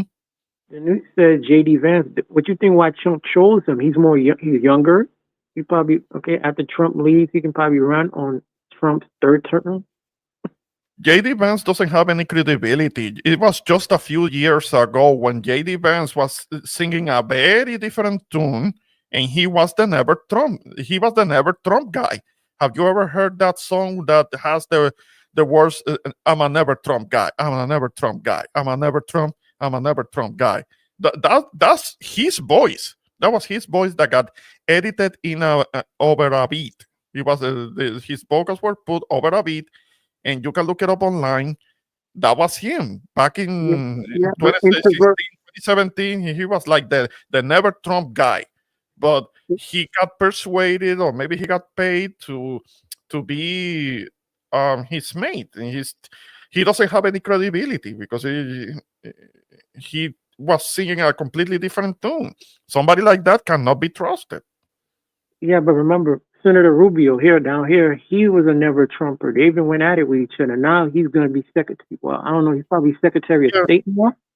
Yes, yes, yeah. He has and he's already not being able to field questions. I mean, he's already being called out on things, but and I'm sure that he wasn't into the Trump antics, but apparently he was persuaded or convinced or whatever, and yeah, and then Don't forget Ted Cruz.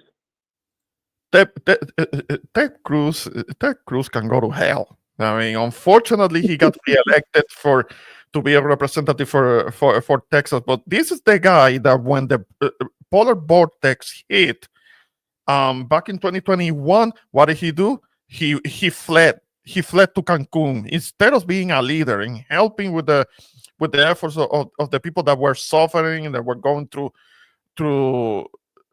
issues because of the vortex and what it was causing. It was causing accidents. It was causing people to have flooded homes. Even you can look that up. I think that people actually also died because they ended up exposed to a level of cold that we are not used to down here. What did he do? He fled to Cancun. He ain't shit. He shouldn't be. He shouldn't be in office anymore. But out of party loyalty, people kept electing him.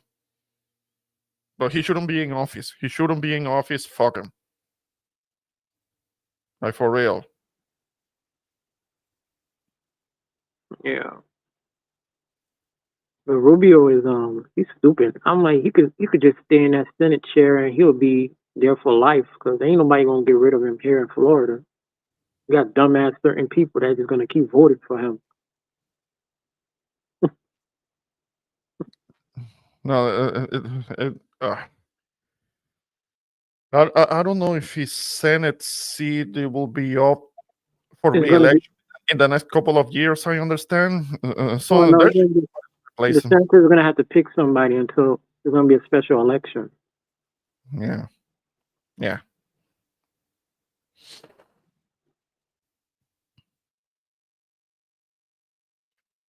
But they already got somebody they're propping up.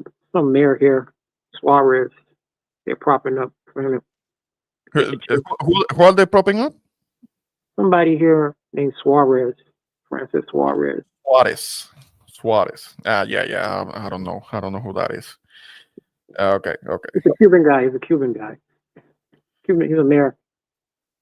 Okay. Yeah. Like Rubio. Rubio. I understand that he's Cuban. Yeah. Okay. Yeah, man. So, Erby, I'm about to wrap up. I mean, I want to be able to listen to what Jose is gonna be talking about. Maybe add a little bit to it. But anything, any last words that you would like to share with us before I wrap up? No, this was a great stream. I try to keep an open mind on some of these things, but Yeah. I'm just here for the shit show. So I don't expect nothing out of this. Oh, we are gonna have when it comes to shit show, we're gonna have plenty of that for the next 4 years. Trust and believe. But yeah, we'll see. We'll see what's gonna be. Tomorrow is gonna be another shit show, and the following day, and so on. So let's brace ourselves because all of us are gonna have to deal with. So yeah, I appreciate you being on the panel, man. So let's do this again soon. It was fun.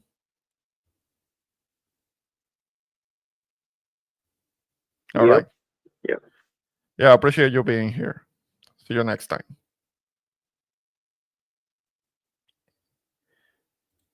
All right.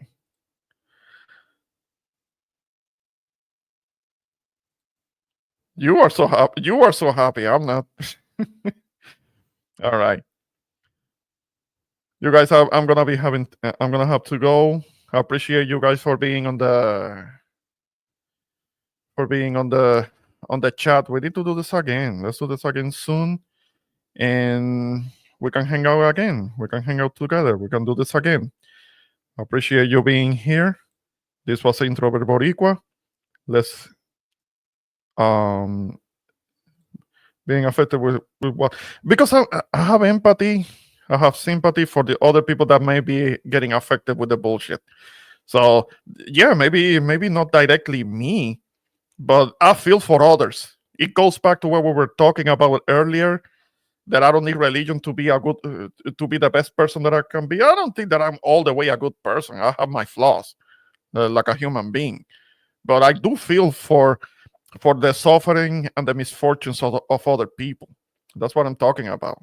Yeah, the shit show may not affect me directly. True, but I feel for those who do. So let's talk about this again. Let's keep the conversation going on another stream. And until then, appreciate you guys being on the chat. Let's do this again. This was Introvert Boricua. We'll talk about what's going on, what has been going on. Again, we'll do this again. Thank you, guys.